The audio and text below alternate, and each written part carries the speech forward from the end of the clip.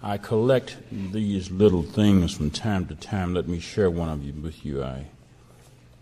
From the writings of Howard Thurman, a book titled The Inward Journey, we find these words.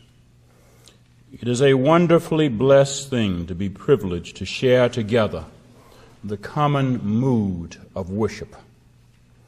Miraculous indeed is it to mingle the individual life with its intensely private quality in a transcendent moment of synthesis and fusion. Here it is that the uniquely personal is lifted up and seen in a perspective as broad as life and as profound. Again and again we are overwhelmed by the littleness of our lives. We are struck by the way in which there seems to close in upon us the intimate need, the demand that often provides no breathing moment sufficient to let us lift up our hearts to take the long look and to sense the ultimate meanings in which our little lives are involved. And yet, for those of us who seek it, out there is the time of respite and repair when we rest our lives in the presence of God. Thurman continues, our needs are so varied and poignant.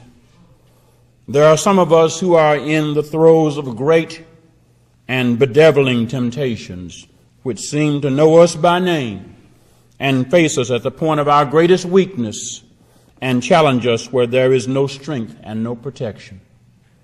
For some of us, anxiety is mounting within so that we are paralyzed by the thought of tomorrow and what awaits us in the coming day. In our desperation, we are possessed by panic and are unable to face ourselves even in the presence of God. Always there are those of us who are ill in body. In vain we have tried to companion our pain, to rob it of its power, to eat away the grounds of our peace. If we could know the meaning of what besets us, or at least the effect that it might have upon the length of our days, this would be sustaining. We struggle with an undertone of uneasiness as we sift out the findings of the trained mind and the skilled hand. And then he says, we keep a troubled vigil at the bedside of the world. We cannot accept its sickness as unto death, but we cannot grasp the meaning and the hope of a cure that will make life all about us hale and well. The contemplation of the destruction of the world at our hands confronts even our little lives and their little part with a guilt too vast to assuage and too overwhelming to manage. Thus, we clutch the intimacy in worship. When we become momentarily a part of a larger whole, a fleeting strength, which we pit against all the darkness and the dread of other times. In case you want to pick up that little word, it's from a book Howard Thurman wrote called The Inward Journey. And from that you can get a glimpse of why Howard Thurman remains considered one of the great mystics of the 20th century. Psalm 138 is a collection, is the first of a collection of hymns that begins at Psalm 138 and ends with Psalm 145 that concludes the Psalter. And in Psalm 138, the psalmist is thankful and reverent. At verses 1 and 2, the psalmist gives thanks to God, quote, with my whole heart for your steadfast love and faithfulness, close quote. And at verse 3, the psalmist declares that God answered prayers, writing, quote, on the day I called, you answered me. You increased my strength of soul. This hymn of prayer comes from a thankful and reverent heart. But the psalmist is thankful and reverent in the face of unspecified distress, as we learn from verse 7, where we find these words, quote, "Though I walk in the midst of trouble, you preserve me against the wrath of my enemies. You stretch out your hand, and your right hand delivers me." Close quote. This hymn, this prayer, does not appear to have been inspired by comfortable circumstances and conditions. The psalmist is praying in view of what appears to be distressing circumstances. It is unclear whether troubling things were happening at the time of this writing or that trouble was looming somewhere in the distance. But the psalmist was clearly in mind and was singing out a prayer of reverent and thankful praise and faith, mindful of some distressing realities in his or her life. I like the Message paraphrase of verse 7 and 8 because it brings its truth home in language anybody can pick up. It reads, quote, "When I walk into the thick of trouble, have mercy. Keep me alive in the angry turmoil. With one hand strike my foes. With your other hand save me. Finish what you started in me, God. Your love is eternal. Don't quit on me now." Somebody ought to be able to feel that. Where is God when we walk into the thick of trouble? If you haven't been there, keep living, as the old folks used to say.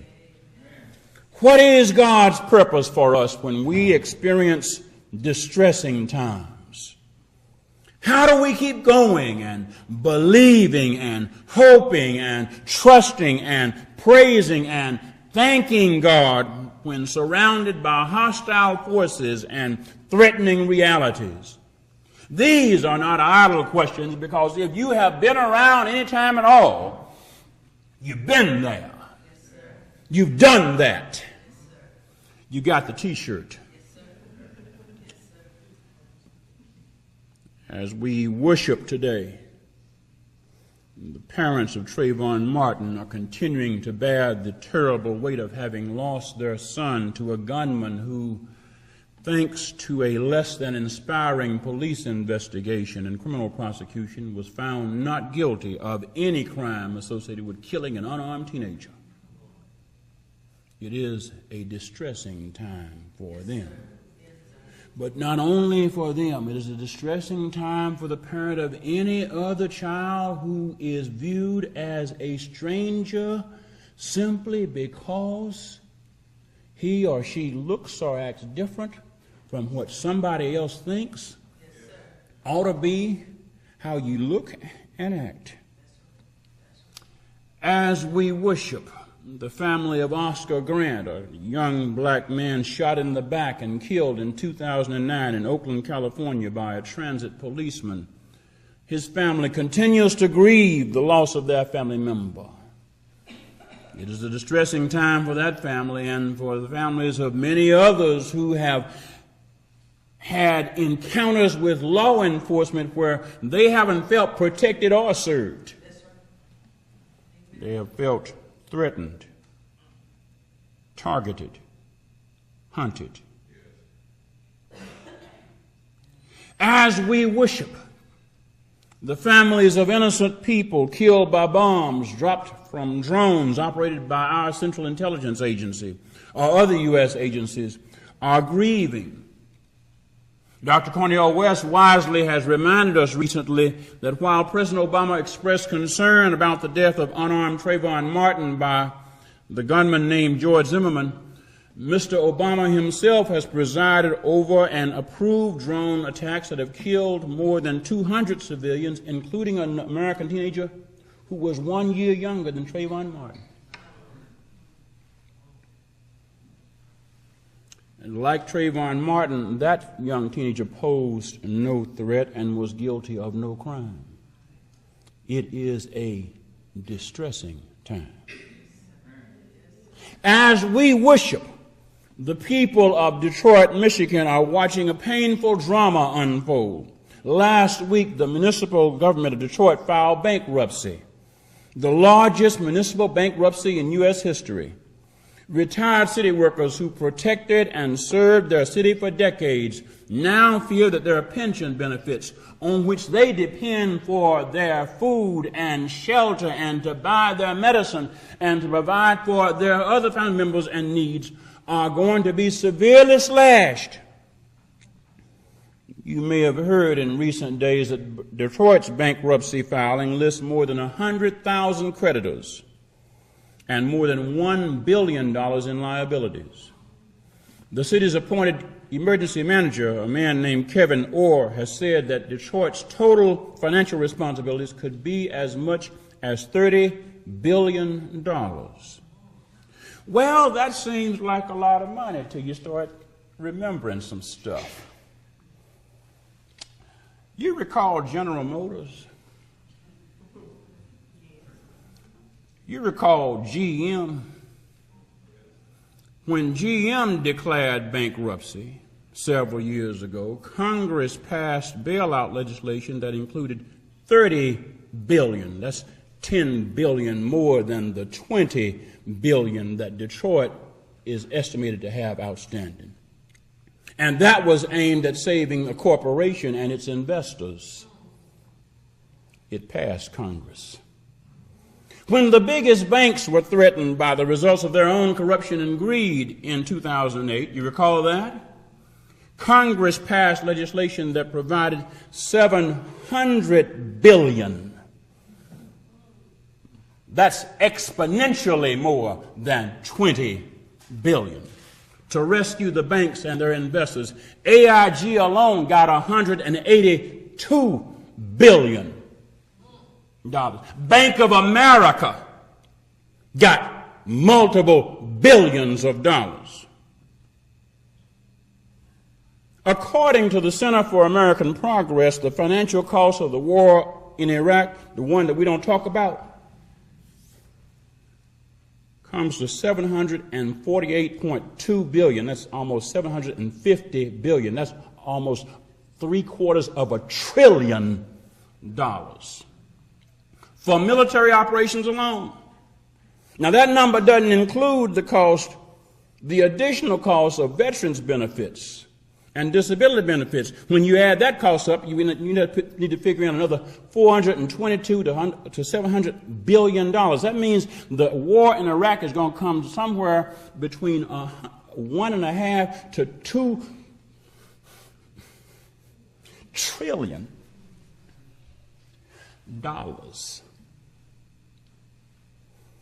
Passed. Congress appropriated it.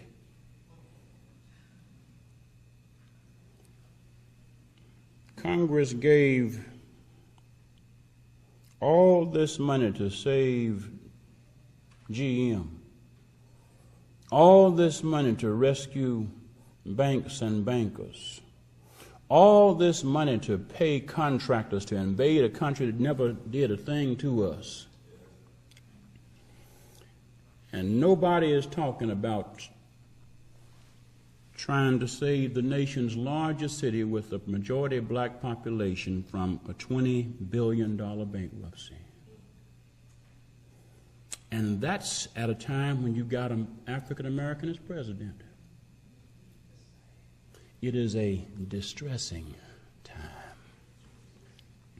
One wonders whether this will be mentioned next month when labor leaders and civil rights leaders and other pundits gather in Washington to celebrate the 50th anniversary of the 1963 March on Washington and Dr. King's I Have a Dream speech. I wonder if anybody will mention Detroit. I wonder if anybody will mention Detroit. Of course, we each have our personal worries and struggles and conflicts and concerns. As Howard Thurman has written, some people are walking in the thick of health crises for themselves or loved ones.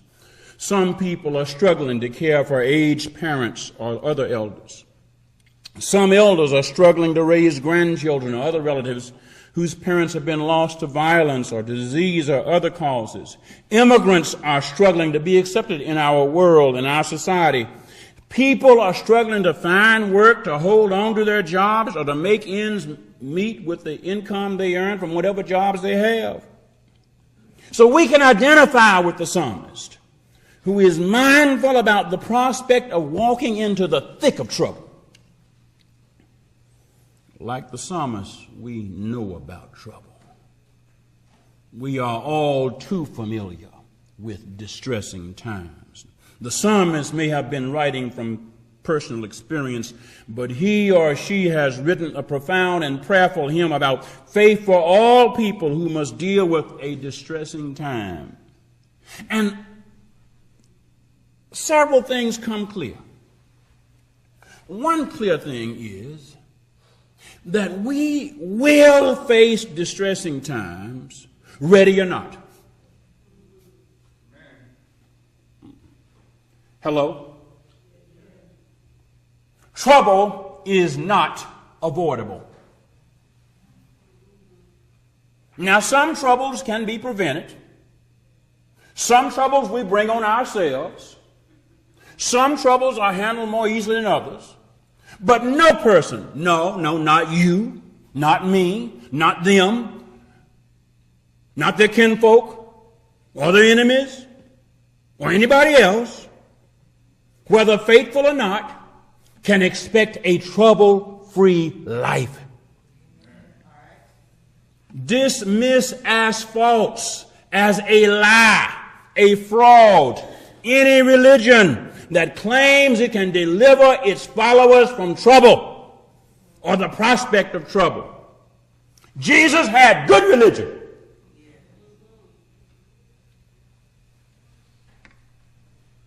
And even Jesus found himself saying, my God, why have you forsaken me? Do not buy the dope that if you just buy this religion, or you send your money to this preacher, or you pray on this table, or you hold on to this prayer cloth, or you do whatever, you're going to have no trouble. No, that's a lie. It's a lie. I don't care how big the Bible is, the preacher is preaching from, how pretty the pulpit is, or how kindly disposed the light may be on his or her countenance. Don't expect that our lot in life and with God will be or should be any different from that Jesus faced. If Jesus dealt with trouble, don't you expect to be exempted from it. Secondly, our prayer in distressing time, and yes, we should pray in distressing time, our prayer in distressing time should be, God, don't quit on me now. You remember that old TV line, feet don't fail me now? Oh, yeah. We need to have that prayer. God, please don't quit on me now. Help me. Remember me. Sustain me. Preserve me. Guide me. Strengthen me. Protect me. Complete me. Deliver me. As the old folks say, Lord, have mercy. Sometimes I would hear the old ones say that, and I didn't understand what they were talking about. Sometimes they said, Lord, have mercy, because that's all they could say. Didn't have any money. Bills were due. Lord, have mercy. Didn't have any friends. Enemies were around. Lord, have mercy. Didn't have any help. Hurt was in your life. Lord, have mercy. Lord, please don't quit on me now. That is the essential prayer that respects the reality that you and I will not often know or understand what to do. It is a prayer that trusts God to work something for and in and with us during our distressing times and says to God, God, I don't know what's going on, but you got to have something up your sleeve. We may be tired or confused or frightened or weak. We may even be tempted to give up on ourselves and give up on others and wonder about giving up on God. But one thing we've got to keep in our hearts: Lord, you can't give up on us. Don't you quit on us. Or as the Lord cried at Calvary, my God, why does it look like you've forsaken me? Thirdly, we've got to pray and affirm that God preserves, sustains, and delivers us. Whatever the distressing circumstances of our time may be, we can join the psalmist in praying that God will preserve, will sustain, and will deliver us. You know, that is the essential truth of the Christian gospel. That is what we see from Genesis to Revelation. God is presented as our Savior and our deliverer. What do you mean, preacher? Well, God delivered and preserved and sustained Abraham and Sarah from infertility. God preserved and sustained and delivered Isaac from being sacrificed by Abraham. God preserved and sustained and delivered Joseph from his abusive brothers and later from imprisonment. God sustained and preserved and delivered Jacob and his family from famine by using Joseph, who had been in trouble with the same family. God sustained and preserved and delivered Moses from slaughter and then later from slavery, using the trouble to deliver Moses and delivering Moses and the people out of trouble. God sustained and preserved and delivered the Hebrew people from oppression and exploitation. God sustained and preserved and delivered Hannah from barrenness, and therefore we have Samuel. God sustained and preserved and delivered Ruth and Daniel and his associates in Babylon. God does preserve and sustain and deliver immigrants. You understand Ruth was an immigrant? Hello? God preserved and sustained and delivered Peter and Paul and Silas from imprisonment. And God didn't just deliver them from the jail, God delivered them in the jail too. Because even in the jail they could sing and pray. And God preserved and sustained and delivered Jesus. Despite the injustice and the abuse that Jesus suffered, God delivered him. That is the resurrection's key message. The resurrection of Jesus is God's affirmation that God will preserve, God will sustain, God will deliver us despite the distress of our time, and even if it means we've got to go through hell to get delivered.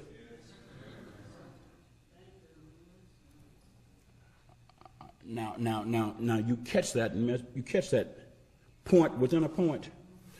You can't get delivered from trouble without being in.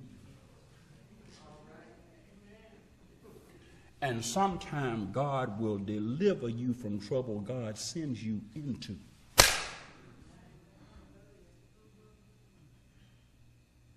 Jesus wasn't in trouble on accident. God so loved the world that God sent Jesus to come into trouble. God so loved the world, he sent Jesus to face trouble. God so loved the world, he sent Jesus to look trouble in the face and to tell trouble, although I am in the world, I'm not of the world. God so loved the world, he told trouble, I got you. I trump you with Jesus. Trouble is not a end all and be all, because God's grace trumps trouble. But we cannot forget that God sometimes has a purpose that is bigger than we can understand, and that purpose sometimes includes trouble. Don't ask me how. Don't know. I confess, don't know. Don't ask me why. Don't know. I confess, don't know. Don't ask me What's God up to? Don't know. But I know that God is up to something. God, Glenn Jones says, works in mischievous ways. God is up to something.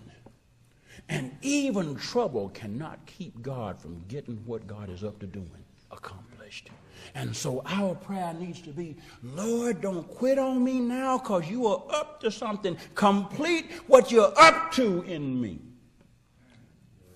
Even in the face of trouble. Well, preacher, get out of here and say, stop talking to us so much, because you got to let us go.